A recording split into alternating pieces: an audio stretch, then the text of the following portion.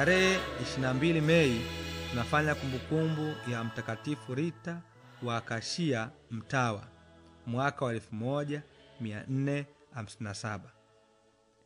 Mtakatifu Rita alizaliwa mwaka wa 1381 huko Kashia, Italia. Alibatizwa akaitwa Margarita.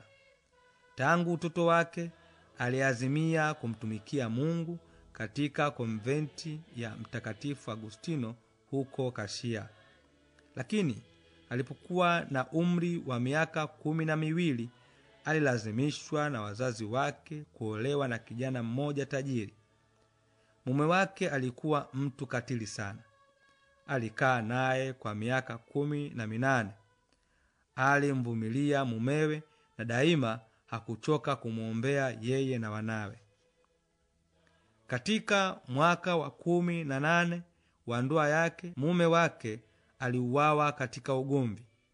Watoto wake wawili wa kiume walipokuwa walinuia kulipiza kisasi kwa kifo cha baba yao.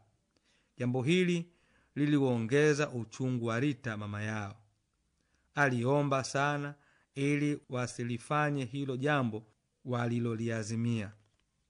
Sala yake ilisikilizwa na Mungu. Wanawe hao waliugua kiasi cha kutoweza kulipa kisasi.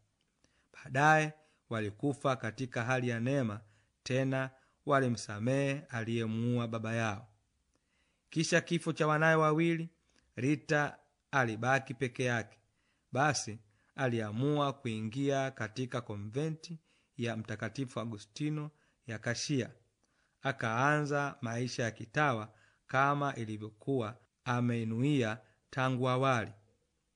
Katika konventi aliwatii wakuu wake kama alivyozoea alipokuwa bado msichana na mama wa nyumbani.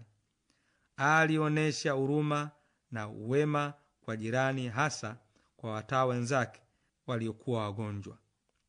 Kwa sala zake aliwaongoza Wakristo wazembe na wengi walitubu kwa kuona mifano yake. Tangu utoto wake alikuwa na ibada maalumu kwa mateso ya Bwana wetu Yesu Kristo. Pengine akiatafakari, roho yake ilishikwa kabisa na mambo ya mbinguni kiasi kwamba viungo vyake vililegea na fahamu ikampotea. Siku moja aliposikia hotuba kuhusu taji la miiba la Yesu, alijiona kana kwamba alikuwa amelivaa taji hilo. Kweli baadaye alipata donda kubwa kwenye paji la uso. Kwa sababu ya donda hilo alitengwa na wenzake. Inasemekana kwamba lilipona mwaka wa 1450 alipokwenda kuhiji Roma, lakini baada ya kuhiji lilirudi tena. Mwisho Rita aliugua sana, akafa tarehe 22 Mei mwaka wa 1457. Alitangazwa kuwa mtakatifu mwaka wa 1900. Watu wengi wanaomba msaada wake, hasa katika shida kubwa sana. Basi ndugu msikilizaji, hiyo ndiyo historia fupi ya Mtakatifu Rita wa Kashia Mtawa.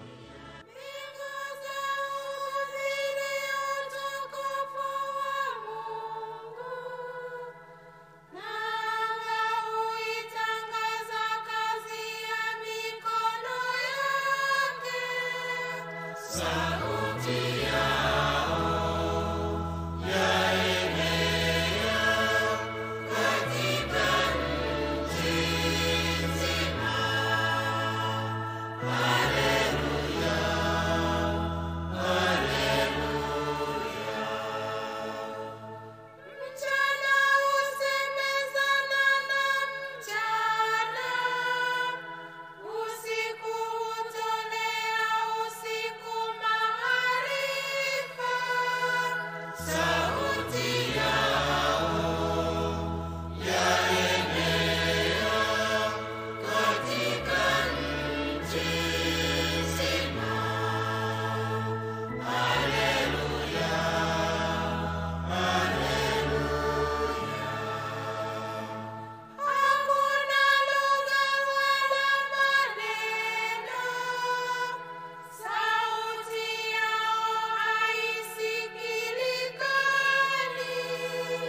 sauti